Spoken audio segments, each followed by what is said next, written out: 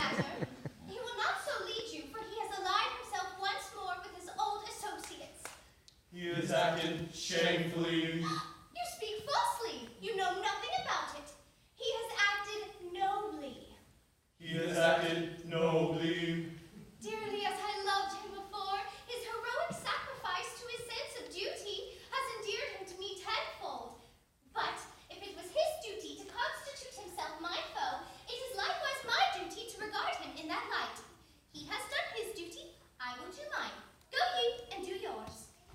Righto. This is perplexing.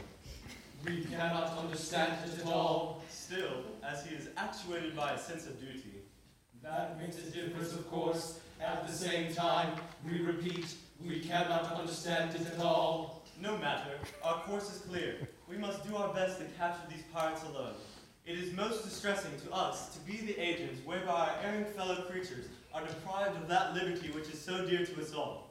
But we should have thought of that before we joined the force. We should. It is too late now. It is.